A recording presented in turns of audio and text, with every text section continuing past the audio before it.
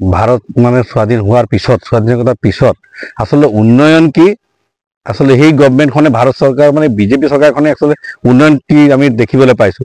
আৰু বাগানকতো কোনো চৰকাৰে গুৰুত্বই নিদিয়ে, কিন্তু আমি প্ৰথমবাৰৰ বাবে দেখিছোঁ এই চৰকাৰখনে অন্তত বাগানত বহু কাম কৰিছে।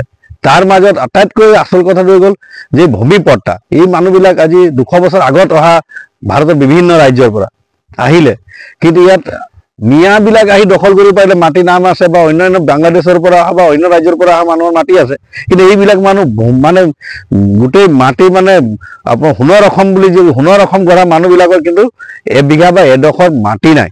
এই মাটি আজি হিমন্ত বিশ্ব শৰ্মা চৰকাৰে মানে দি এই মানুহখিনিক ভূমিপত্ৰ হিচাপে যিটো মানে অধিকাৰ দিছে, আমি চাহ বাগিচা মানুহবিলাক সাংঘাতিক ধৰণে আমি মানে আনন্দ হৈছোঁ। আজি আপুনি লাইনে লাইনে সুধিব পাৰে, গোটেই মানুহখিনি আনন্দত মানে উপহাৰ হৈছে। চবেই মানে খুব ভাল পাইছে যে এই চৰকাৰখনে আজি যিটো ভূমিপট্টা দি আমাক এটা সন্মান দিলে ভূমিপত্ৰ হিচাপে, আমি তেখেতক ধন্যবাদ জনাইছোঁ।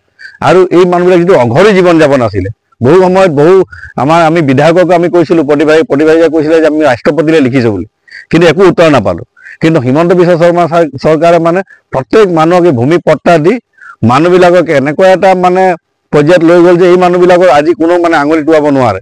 আনকালে বহু মানুহে এই মানুহবিলাকক আলি কুলি বুলি মানে বিভিন্ন ধৰণৰ উপলুঙা কৰা আমি দেখোঁ। মানে বাগানীয়া মানুহ বুলি ক'লে যে মানুহে নহয় তেনেকুৱা টাইপৰ হয়। আমি এটা মানে কেছ এটা হ'লে এইবিলাক মানুহ মানে ঢেকীয়া শাক মানে ছিঙিও জেলত থকা মানুহ বহুত দেখিছোঁ ম্যাদী পট্টা নথকাৰ কাৰণে।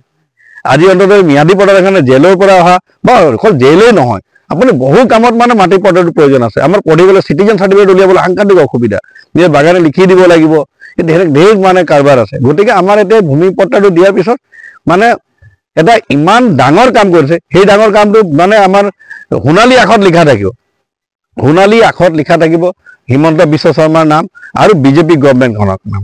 আমি এই চৰকাৰখন আৰু লাগিলে বহু বছৰলৈ থাকক তাকে কামনা কৰিছোঁ, বছৰ বছৰ এই চৰকাৰটো থাকক আৰু সৰু মানুহবিলাক দুখীয়া নিচলা মানুহবিলাকৰ হৈ কাম কৰি থাকক, তাকে আমি ভগৱানক আশীৰ্বাদ দিবলৈ আমি অনুৰোধ জনাইছোঁ।